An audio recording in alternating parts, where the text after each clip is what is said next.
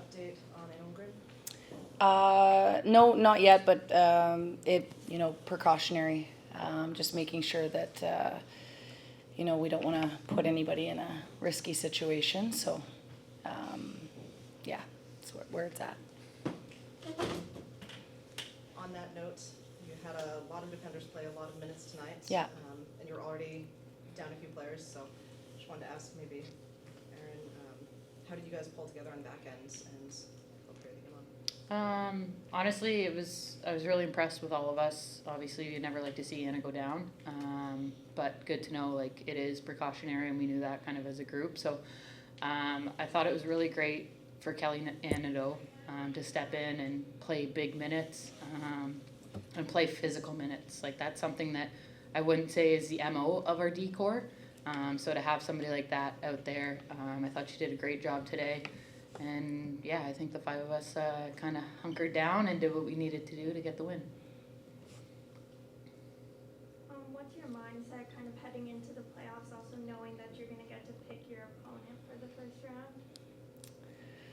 Yeah, I mean that's we get the privilege to choose an opponent, which is it's not an easy decision, and all the teams are hard to play against. It's and then you pick an opponent, and they probably feel a little bit of extra ammo coming at us. So for us, we know we have to go through everybody anyway. So we know that whoever we decide to pick, it's going to be a hard-fought battle, and we've got to be confident with that, and we've got to be confident knowing that we're going to pick an opponent, and we have to stick to that, and we have to come out on top. Who is involved in the conversations that go into picking the team? A lot of people, scouting, analytics, GM, coaching staff. Like it's not just one person's decision. There's a lot of work that needs to go into it as well. It's not just something you just pick out of a hat. It's got to make sense, and there's got to be some thought and some data supporting as well, and how we match up against a certain opponent. So we'll see what that brings. Do you poll the players to any extent or take thoughts? Yeah, we told Pooh to pick, actually. So That would go over well. yeah. So she's gonna tell us later who she decided on.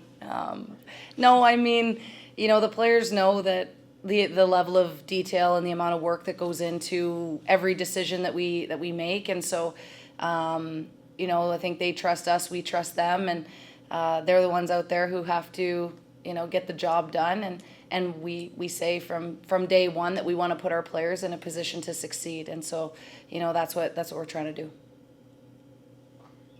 Today was the last day of the regular season game-wise for you guys.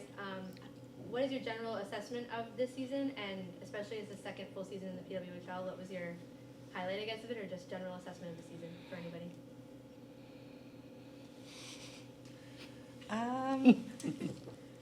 Honestly, I'm pretty happy about it. I think as a group, it's not very easy. Like this league is quite hard to play in. There's going to be ups and downs and downs and ups, and it's how we're going to be able to get back up the next league. And we did have a little rough patch a little bit ago, and that's part of it. And it's how we put our sleeve up and go to battle and get back to work. And honestly, tonight we wanted to get back on, finish first. We wanted that win, and we did. And honestly, this group is never satisfied. You want to get better every day. You want to push the envelope a little bit bigger, and that's the best part of it. And this group is hungry, and we're excited for playoffs. But as a second year, new players coming in, creative culture, having new logo, new teams, it's been pretty awesome. And honestly, every time we have the chance to play back home in Place Belle, it's been very special, and we're pretty excited to start the playoff in front of our fans.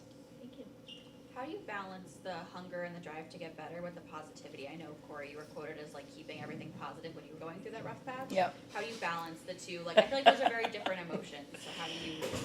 Yeah, I mean, it is. You have to find a way to balance. You have to find a way to get the pulse of the team. And fortunately for us as an organization and as a coaching staff, we've got a great leadership group among the players who help us with that pulse and to figure out, what direction maybe we should go in. add that to what we're thinking as a coaching staff and try to figure out the best way forward.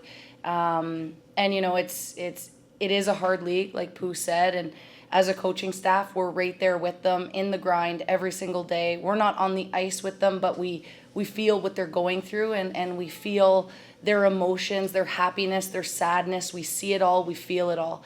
And so, as a coaching staff, we want to make sure that, we're helping our players, we're protecting our players, we're managing them, and we're fighting together. So, it's kind of a feel of what the team needs in that moment, and our leadership group really does help us with that, and there's 2 members here who certainly help with that.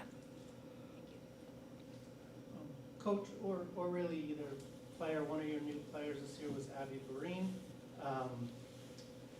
Were you surprised at all at the impact she had, the number of points that she scored? Did she kind of exceed expectations, or did you guys think she'd be this much of a factor? Yeah, I mean, when we drafted her, we knew she could have an impact. She had an impact with Minnesota for the games that she did play with them last year. I think it probably caught a lot of people off guard that we selected her, but there's a lot of value in players who have played in this league and who have that experience. And, Maureen, she's still a young player, and she's still finding ways to contribute differently. And sometimes it's on the scoreboard, sometimes it's on the power play creating momentum, sometimes it's giving us big minutes to shut some things down. So, she continues to help our group, and the opportunities that she's had and the points that she's put up. I mean, we expected it, and for her, I know she's someone who even wants more, and that's great. And she's a hungry player, and we want her to continue to push for more. And like Pooh said, never satisfied. And I think Bobo gives us that hungry type of athlete that we want in the locker room. Awesome. Thank you. Ask a similar question actually on Derek Gregg, who's Yeah. been listed as your 13th forward in a lot of these games, but has stepped in on various lines and had Yeah. impact, including an assist on his second goal tonight. Yeah. She's, she brings a lot of energy to our group. She can play. The nice thing about her is she can play on any given line. She can play in any different scenario. She brings physicality. She has the ability to manage pucks, play with pucks down low in the offensive zone, and get pucks out in the defensive zone. And so she just becomes such a valuable member of our team. And I think the girls love her. You guys can probably speak to that, but I did hear she's controlling the music right now. So Not happy about it, but it's fine. But that just goes to show the level of cohesion that this team has, that a first-year player coming in is taking over the aux cord and putting the music out for the group. But it just goes to show how much I think that the players love her. Yeah. Erin, what song did you want to play that she wouldn't let you? Well, it's not what song. It's just a very different variety than we call ourselves the ants on the team. The aunties just don't know all the new hip music, so it's just it's a fresh perspective. It's good. It's good for the group. Keeps us young, you Yeah. know? Do you have any updates on the Tony Glaskova and Mariah Keppel who are out tonight? So Keppel, precautionary as well, didn't travel. And then, we traveled with 7D, and we decided to go with 13 and 6 tonight. And Kellyanne came in to, give us some valuable physical minutes and get her kind of the experience that she needs should we need her moving forward into playoffs. So just a matter of kind of what we needed as a group tonight. Glaskova hasn't played since coming back from Worlds, unless I'm mistaken. She has, yeah. She has played. Oh. Yeah. I guess that answers my question. Yeah, just the only game was tonight or this afternoon that, she wasn't in, so. Thank you. Yeah.